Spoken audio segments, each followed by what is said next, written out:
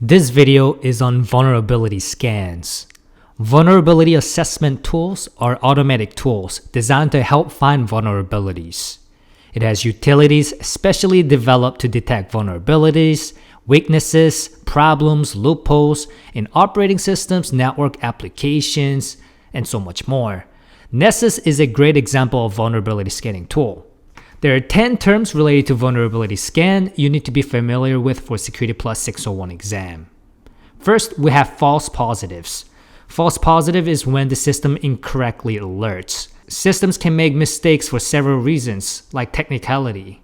For example, vulnerability might be correctly identified on one asset, but is a false positive on the other asset because secure shell vulnerabilities on Red Hat might not be the same for Linux. Then we have false negatives.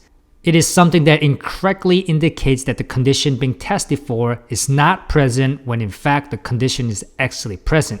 Then we have log reviews. Logs are maintained on special devices known as log servers.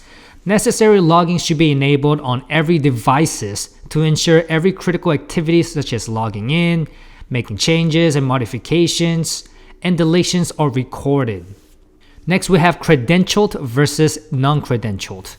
These are two kinds of vulnerability assessments that's offered. You can call them credentialed, non-credentialed, but they are also known as authenticated and unauthenticated scans. Non-credential scanning tools provide a quick view of vulnerabilities by looking at network services only. A deeper understanding of the application is not provided in non-credential scans. In credential scanning, an admin provides the scanner with credentials. The target server is then allowed to be connected for scanning. The accuracy over non-credential alternatives is improved significantly. Next, we have intrusive versus non-intrusive. A vulnerability scanner can perform an intrusive versus non-intrusive test. An intrusive test attempts to exploit a vulnerability that can cause the remote target to crash or change. A non-intrusive test attempts to avoid causing any sort of harm to the target. Intrusive tests are usually more accurate, but they cannot be done in a production environment. Next three are basically an audit: application, web application, and network. It is the review of your application, web application, and network security measures meant to find vulnerabilities in your system. It observes functionality and other parameters to identify vulnerabilities, entry points, and server technologies that can be exploited. Next, we have CVE. It stands for Common Vulnerabilities and Exposures. And CVSS, Common Vulnerability Scoring System. CVE is a standard nomenclature for describing security-related software flaws.